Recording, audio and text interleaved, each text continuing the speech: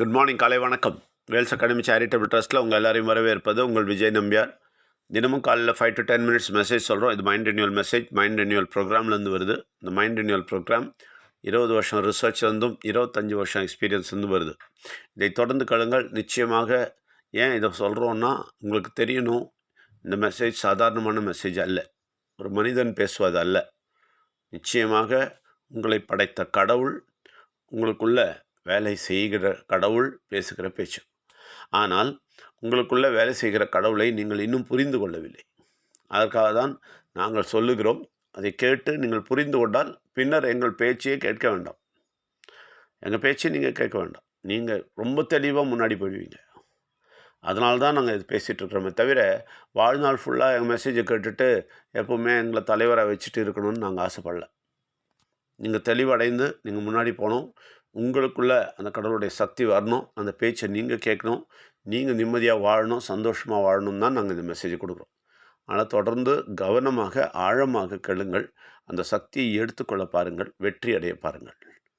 இந்த பாருங்கள், இந்த உலகத்தில் எல்லாருக்கும் பயங்கரமான கன்ஃபியூஷனில் வாழ்ந்துட்டுருக்காங்க. எக்கச்சக்கமான கன்ஃபியூஷன், தலையிலேருந்து கால் வரைக்கும் ஒன்றும் புரியாமல் திரிகிறாங்க நிறைய பேருக்கு. எல்லாருக்குமே 99% நான் சொல்லுவேன், ப்ராப்ளத்தில் தான் இருக்கிறாங்க, டென்ஷனில் தான் இருக்கிறாங்க, ஒரே கன்ஃபியூஷன் தான் இருக்காங்க, சொல்யூஷன் இல்லாமல் நடக்கிறாங்க. நிறைய பேர் எல்லாம் இருந்தாலும் எதனா ஒன்று குத்திகிட்டே இருக்கு அவங்களுக்குள்ள. இதுதான் கெட்ட சக்தியோட பெரிய வேலை, சரிங்களா? அவன் யாரையும் விட்டு வைக்க மாட்டான், யாரையுமே விட்டு வைக்க மாட்டான். எதனா ஒரு காரியம் சொல்லி உங்களை கன்ஃபியூஸ் பண்ணிகிட்டே இருப்பான். அந்த கன்ஃபியூஷன் தான் நடந்துகிட்ருக்கு. ஆனால் தெளிவாக தெரிந்து கொள்ளுங்கள், இந்த கன்ஃபியூஷன் வர்றதுக்கு காரணமே என்னென்னா, நிச்சயமாக முக்கியமாக கடவுளை பற்றியும் ரொம்ப கன்ஃபியூஷனில் உட்காந்துருக்குறாங்க. எல்லோரும் பெரிய கன்ஃபியூஷனில் உட்காந்துருக்குறீங்க. திடீர்னு ஒருத்தர் அதை கும்பிடுவார், திடீர்னு ஒருத்தர் இன்னொருத்தர் கும்பிடுவார், இன்னொன்று ராமருக்கு கும்பிடுவார், ஒருத்தர் கிருஷ்ணருக்கு கும்பிடுவார், ஒருத்தர் சிவனுக்கு கும்பிடுவார், ஒருத்தர் பார்வதி கும்பிடுவார், ஒருத்தர் அம்மனை கும்பிடுவார், ஒருத்தர் காளியாவை கும்பிடுவார், ஒருத்தர் சங்கராச்சாரியர் கும்பிடுவார். எல்லாம் போட்டு குழப்பிக்கிட்டு இதுலேயே மெயின் குழப்பத்தை எடுத்ததால் தான் அவங்க வாழ்க்கையே குழப்பத்தில் இருக்குது. ஒருத்தர் இயேசுன்னு சொல்லிட்டு இயேசு இயேசு இயேசுன்னு பின்னாடி போவார், ஒருத்தர் அல்லான்னு சொல்லுவார், ஒருத்தர் கிருஷ்ணர் சொல்லுவார், முருகர் சொல்லுவார், ஒருத்தர் ராமர் சொல்லுவார், ஒருத்தர் என்ன சொல்கிறது. இந்தியாவை பொறுத்த வரைக்கும் பாருங்கள், எவ்வளோ இடம் இருக்குது. புனித ஸ்தலம் அப்படின்வாங்க. இவங்க போய் தலையை குழப்பிக்கிறதுக்கு புனித ஸ்தலம் வேறு. எங்கன்னா போய் புனித ஸ்தலத்தை போய் நிம்மதியாக இருக்கிறாங்களா? அதுவும் கிடையாது. ஒரு இடத்துக்கு போய் இன்னொரு இடத்துக்கு, இன்னொரு இடத்துக்கு போய் இன்னொரு இடத்துக்கு, எல்லா இடத்துலையும் தெரிய வேண்டியது. எதுக்கு தெரியுறீங்கன்னு கேட்டால் சமாதானத்துக்காக தெரியும். எங்கே சமாதானம்?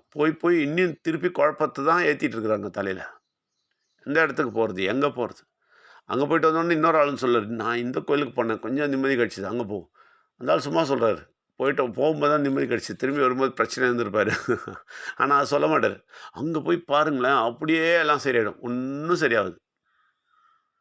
நல்லா புரிஞ்சுங்க, போய் சொல்கிறாங்க, ஒன்றும் சரியாகுது. எங்கே போனாலும் சரியாகுது.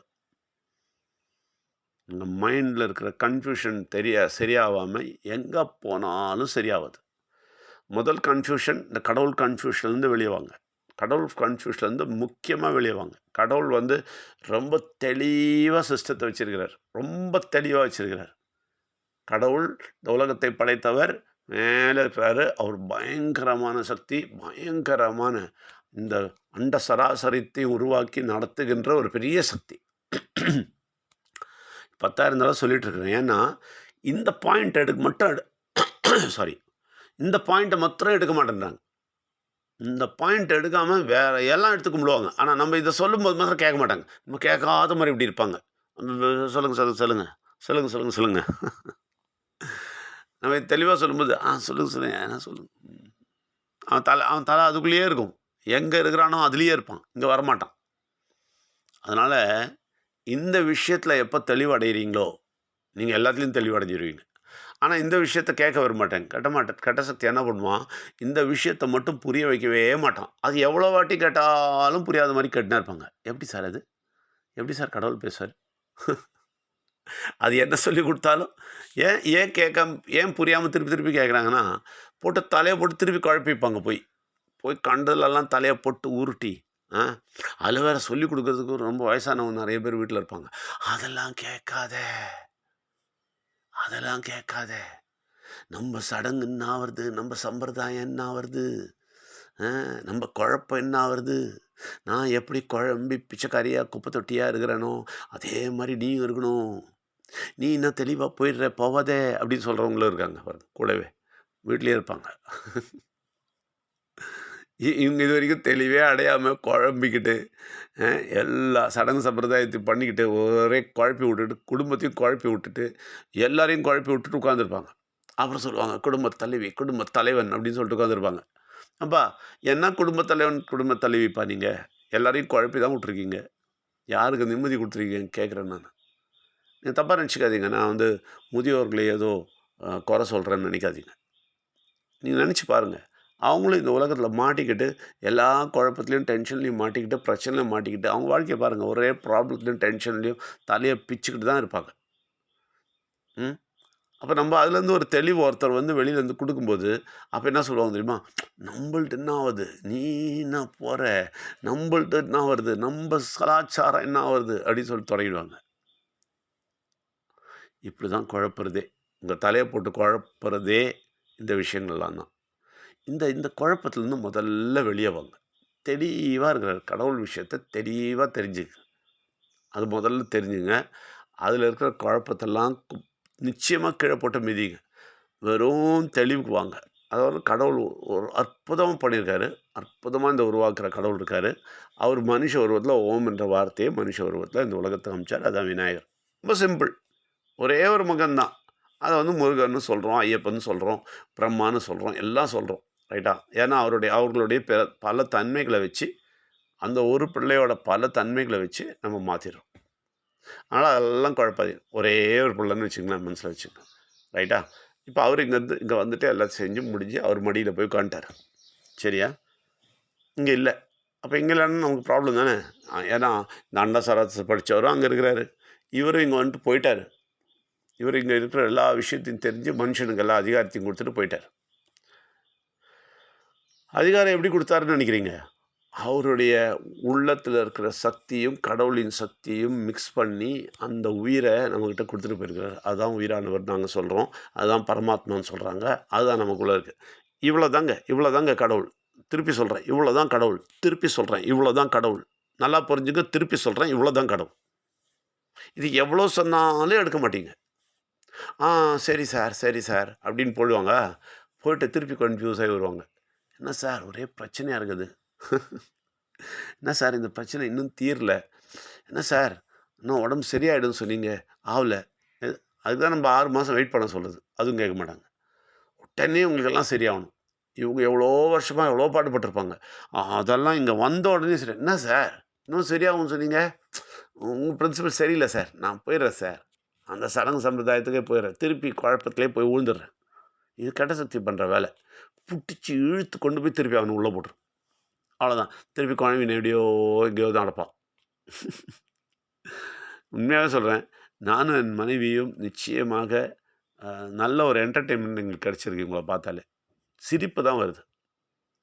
நாங்க ரொம்ப அதிசயப்படுவோம். நம்போ அதான் நாங்க எப்பவுமே சொல்லுவோம். நம்ம எவ்வளோ கடவுளுக்கு நன்றி சொல்லணும். எவ்வளோ நன்றி சொல்லணும். அப்பா! இவங்க கன்ஃப்யூஷன்லேருந்து தூக்கி நம்மளும் அதில தானே இருந்தோம். அதுலேருந்து தூக்கி மேல உயரத்தில வச்சுட்டாரு. வெளிச்சத்தில உட்கார வச்சுட்டாரு. கிளியரா தெளிவா சொல்லிக் குடுத்தேன் நான் தான்டா. திருமூர்த்தி, திருமூர்த்தின்னு இவங்க சொல்லிக்கிறாங்க. அவருக்கு எல்லாத்துக்குமே ஒரு பூஜை பண்ணிட்டு அதுக்கு பின்னாடி ஓடுறாங்க.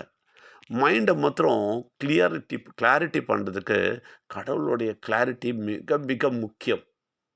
இத இவங்க தெரிஞ்சுக்கிறதே இல்ல. ஃபர்ஸ்ட்டு கடவுளோட கிளாரிட்டிக்கு வாங்க. கடவுளோட விஷயத்தில கிளாரிட்டிக்கு வாங்க. எல்லா காரியத்தையும் விட்டுட்டு முதல்ல கடவுளோட விஷயத்தில கிளாரிட்டிக்கு வாங்க. நேரா அவரு கூட வந்து உட்காருங்க ஃபர்ஸ்ட்டு. அந்த குப்பை கோளத்தில அப்படியே குழம்பிட்டு, அதிலேயே இருந்துகிட்டு வித்தியாசத்த தேடுனீங்கன்னா உங்களுக்கு கிடைக்காது. குழப்பத்திலேயே திரிஞ்சுக்கிட்டு, அதிலேயே இருந்துகிட்டு, அதிலேயே எனக்கு வேணும், எல்லாமே வேணும். இங்க குடுங்க சார், எல்லாம் எல்லாம் எனக்கு தெளிவு குடுத்துருங்க சார் அப்படின்னா வராது.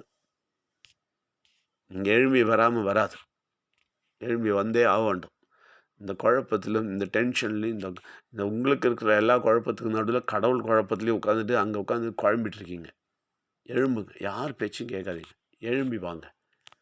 கடவுள தெளிவா எடுத்துக்கிட்டு, தெளிவா கன்ஃப்யூஷன்லேருந்து கம்ப்ளீட்டாக அவுட் ஆகி தெளிவுக்கு வந்துட்டிங்கன்னா, உங்கள் பிரச்சனைகள் எல்லாம் ரொம்ப ரொம்ப எளிமையாக தீர்ந்துவிடும்.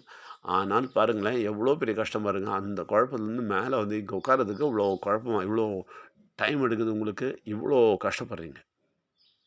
அதனால் தொடர்ந்து கேளுங்கள். நிச்சயமாக வாரத்தில ஒரு நாள் நிச்சயமா நேரடியா வந்து கண்ணோட கண்ணு பேசிட்டு போங்க. Very very important. சார் சொல்லுங்க சார் கேட்டுன்னே இருக்கிறேன். ஒண்ணும் நடக்க போறதில்ல.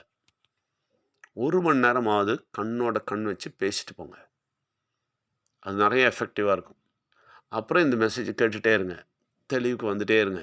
தெளிவுக்கு வர வர உங்க பிரச்சனைகள் எல்லாம் கிளியர் ஆயி, உங்களுக்கு எல்லா நன்மையும் கிடைக்கிறத நீங்க பார்ப்பீங்க. உங்கள் விருப்பம். உங்களை வரவேற்கிறோம். நன்றி, வணக்கம்.